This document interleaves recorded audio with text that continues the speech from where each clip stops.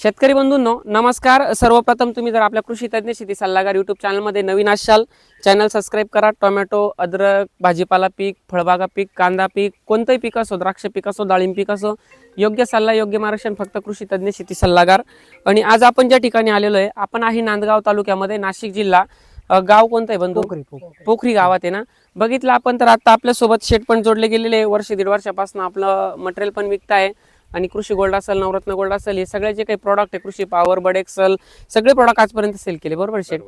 आतापर्यंत जर बघितलं तर एक 26 वर्षाचा कालखंड आहे। रेणुका कृषी सेवा केंद्र माणिक संकुलमध्ये आणि आपलं गंगाधरीमध्ये पण आहे ना, गंगाधरीमध्ये पण रेणुका कृषी मंदिर म्हणून गंगाधरीमध्ये पण आहे। ज्या शेतकऱ्यांना जे जवळ वाटेल तिथे नक्की एकदा या आणि आल्यानंतर आपल्या पिकासाठी जो योग्य सल्ला आहे तो काय असतो तर ते शेटच्या आता सांगण्यातून जर आपण इंटरव्ह्यू बघितला शेवटपर्यंत तर आजचा जो व्हिडिओ आहे आपला व्हिडिओ महत्त्वाचा असा असणार आहे, करपा रोग, देवी रोग, त्यानंतर बघितलं तर फुलकूज आणि त्यानंतर पानं पिवळं पडण्याची कारणं, ही 3-4 टॉपिकवर आपण बोलणार आहे आणि शॉर्ट बट स्वीटमध्ये सांगणार आहे। सर्वप्रथम आता ओळख करून घेऊ। बंधू नमस्कार। नमस्कार। आपलं नाव काय म्हटले? सचिन काळे। सचिन काळे। Mobile number 8999 085853। बरं, आता मी या ठिकाणी आलो, तुम्ही जास्त टोमॅटोला रिक्स नाही घेतलेली, पूर्ण डोंगराळ भाग आहे, बरोबर आहे? तुम्ही आता इथं साधारण 13 ते 14 गुंठ्याचा प्लॉट आहे।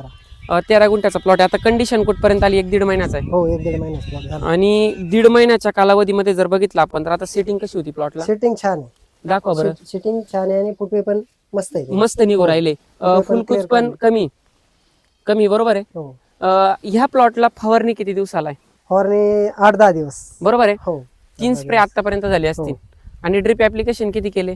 3 केले। 3 केलेले, म्हणजे कृषी पॉवर फुलकळीचं अजून दिलेलं नाही। तर आपल्या एरियामध्ये बऱ्यापैकी टोमॅटो लागवड कोणी करतच नाही नांदगाव तालुक्यात। त्याचं कारण काय?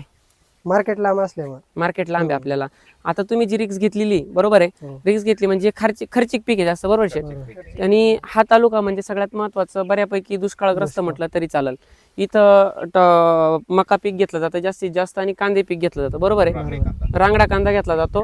अशा एरियामध्ये आपण आज आहे मित्रांनो। आणि जर बघितलं तुम्ही बऱ्यापैकी माझे प्लॉट तुम्हाला खूप तुफान, अफलातून असेच दिसतात, 100% तसेच राहतात। आणि ह्या एरियानुसार हा प्लॉट देखील तसाच आहे।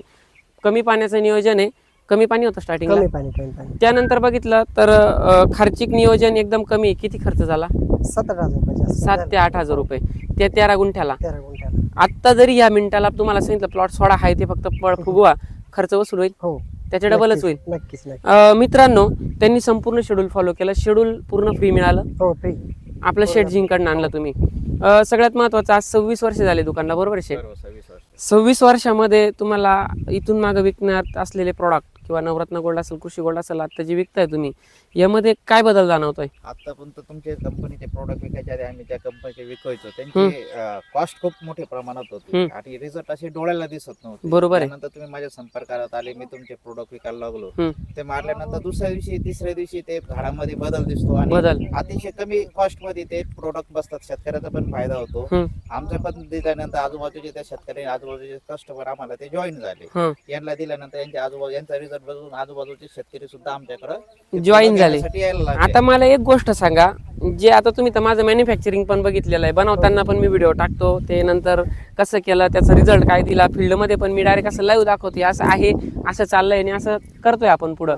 तर विषय असा आहे की जे काही तुम्ही आता रिझल्ट बघताय, रिझल्ट बघत असताना इतर कंपन्यांच्या तुलनेत आपण कोणाची तुलना नाही करत, परंतु सॅटिस्फॅक्शन म्हणजे आज दिलं आणि दुसऱ्या दिवशी रिझल्ट भेटला किंवा भेटला नाही असं कधी घडलं नाही? अजून तरी नाही। 100% रिझल्ट भेटतोय। 100% रिझल्ट भेटतो। आणि माझा एखादा एम्प्लॉय या नांदगाव तालुक्यात काम करतोय का? नाही, अजूनपर्यंत नाही। पण कधी असं जाणवलं का शेतकरी नावाने प्रोडक्ट घ्यायला आला नाही? भरपूर वेळा तुमच्या नावाने प्रोडक्ट घ्यायला येतात शेतकरी, तुमचे व्हिडिओ बघून किंवा रिझल्ट बघून घ्यायला येतात प्रोडक्ट। आणि विकल्यानंतर आम्हाला पण त्रास नाही राहत, आम्ही जे कीटकनाशक, बुरशीनाशक देतो त्याच्याबरोबर त्याचे रिझल्ट पण सुंदर येतात। सुंदर म्हणजे मी त्याच्या तुमच्या नवरत्न गोल्ड बरोबर एखादं बुरशीनाशक दिलं, त्याच्या बुरशीनाशकाचे रिपोर्ट पण इतके सुंदर येतात ना, त्याच्यामुळे गिराईक समाधानी राहतात। दोन्हीचे रिझल्ट आल्यामुळे माझा कस्टमर वाढून राहिला, कस्टमर बेस वाढून जाऊ राहिला, बरोबर आहे? शेतकरी बंधूंनो, आता हे कसं घडतंय की जे काही गोष्टी आपण प्रोडक्ट क्रिएट करताना किंवा बनवताना ज्या काही गोष्टी आपण टाकतो त्या झाडाच्या सर्वांगीण विकासाचा विचार करूनच टाकल्या जातात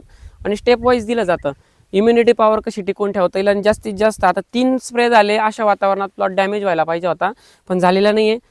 असो, आता मूळ विषयाकडे येऊ आपण. आता देवी रोगासाठी नियंत्रण करायचं आहे. देवी रोगाचा प्रादुर्भाव वाढतोय, त्यासाठी आपल्याला साधारण जर फुलकळीमध्ये प्लॉट असेल, अशा स्टेजला असेल किंवा याच्यापेक्षा भारी प्लॉट असेल, तर त्या शेतकऱ्यांसाठी माझा सल्ला असणार आहे की साधारण प्रति 200 लिटर पाण्यासाठी 200-250 ग्राम ते 300 ग्राम कॉपर वापरा. आणि स्टेप्टोमायसिन म्हणजे स्टेप्टो वापरायचे तुम्हाला साधारण तिथं 200 लिटर पाण्यासाठी 60 ग्रॅम. प्रमाण थोडं वाढवा दिलेलं आहे, कंपनीने सांगितलेलं 30 ग्रॅम क्लेम केलेलं आहे, मी 60 ग्रॅम सांगतोय. कारण झॅन्थोमोनस या बुरशीसाठी 100% काम करणारा प्रॉडक्ट असेल तर ते स्टेप्टोमायसिन आहे.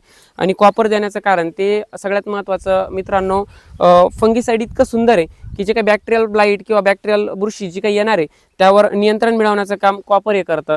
जसं आपल्या हाताला लागल्यानंतर आपण काय करतो की सगळ्यात महत्त्वाचं काय लावतो शेट, डेटॉल लावतो, बरोबर आहे. जेणेकरून कोणती मायक्रो ऑर्गॅनिझम असतील किंवा बॅक्टेरिया असतील, ते बॅक्टेरिया आपल्या शरीराच्या आत प्रवेश करून जखम सडू नये किंवा जखमीला काही त्रास होऊ नये म्हणून आपण डेटॉलचा वापर करतो. किंवा बऱ्यापैकी दुकानामध्ये किंवा मेडिकलमध्ये आपल्याला डॉक्टर ट्यूब लावून देतात, बरोबर आहे, जेणेकरून फंगीसाईडचा अटॅक होऊन सडू नये म्हणून. तर मित्रांनो, हीच गोष्ट आपण झाडाच्या बाबतीत जाणून घेऊ. झाडाला पण इजा होते, त्याला पण ते सजीव आहे, ते पण आपल्यासोबत बोलतं, पण ते आपण वेळेवर समजून घेतलं पाहिजे ते काय सांगतंय. तर आता आपल्याला कॉपर देण्याचं काम लक्षात आलं तुमचं आलं. बॅक्टेरियल ब्लाईटसाठी म्हणजे जैविक बुरशीसाठी आपल्याला कॉपर हे सगळ्यात जास्त काम करतं. आणि स्टेप्टोमायसिन म्हणजे जे काही स्पॉट आलेले आहे, जे काही झॅन्थोमोनस आलेलं आहे त्या स्पॉटसाठी स्टेप्टो हे काम करतं किंवा बॅक्टेरियामायसिन असेल ते देखील काम करतं. आता आपण जाणून घेऊ याच्यानंतर पुढचा स्प्रे काय करायचा आहे. जेड 78 400 ग्राम, सेविक 120 ग्राम, त्यामध्ये आपल्याला वापरायचे संचार फुटी 500 मिली. हे कॉम्बिनेशन द्या, बऱ्यापैकी तुम्हाला प्लॉट रिकव्हरीमध्ये येऊन जाईल. आणि त्यानंतर खालून जास्त प्लॉट लागत असेल तर ॲक्रोबॅट 200 ग्राम. आणि त्यानंतर बघितलं तर आबाम एक वापरायचं आहे, त्यामध्ये 200 लिटर पाण्यासाठी 100 मिली प्रति 200 लिटर पाण्यासाठी वापरायचं आहे. अधिकाधिक फुलकळी वाढवायची असेल तर कृषी पॉवर 13045 आणि त्यामध्ये बघितलं आपण तर कोणत्याही कंपनीचं सिलिकॉन 500 ग्राम ड्रिप ॲप्लिकेशननी वापरा. 1 किलो कृषी पॉवर वापरा, 13045 3 किलो वापरा. आणि कोणतंही सिलिकॉन 500 ग्राम प्रति 200 लिटर पाण्यासाठी ड्रिपने द्या एकरी. 100% फुलकळीमध्ये डबलचा फरक दिसेल तुम्हाला. ही फुलकळी निघाल्यावर सेटिंग करायची आपल्याला. बडेक्सल 250 मिली, रोको 250 ग्राम, बोरान 250 ग्राम. या अशा पद्धतीने असणारे मित्रांनो. प्लॉट फुगवणीच्या स्टेजला गेलाय. फुगवणीसाठी रामबाण पर्याय असा असणार आहे 0940 2.5 किलो आणि त्याच्यामध्ये कृषी राजा वापरायचे 500 मिली ड्रिप ॲप्लिकेशननी. आणि स्प्रेमधून द्यायचं आपल्याला कृषी राजा 500 मिली. त्यानंतर त्यामध्ये आपल्याला वापरायचं आहे मित्रांनो लान्सिया, जे कोरोमंडलचं येतं, त्यामध्ये आपल्याला वापरायचं आहे कंटेंट आहे प्रोनिप म्हणजे एंट्राकॉल आणि सेविक कंटेंट एकत्र आहे. त्यामध्ये आपल्याला वापरायचं आहे बोरॉन मित्रांनो 250 ग्राम प्रति 200 लिटर पाण्यासाठी. आता ह्या पिरियडमध्ये आपल्याला कॅल्शियम बोरॉन पण देऊन घ्यायचं आहे, कारण की कॅल्शियम हा जड घटक असल्याने बोरॉन आपल्याला त्याचं वाहकाचं काम करतं.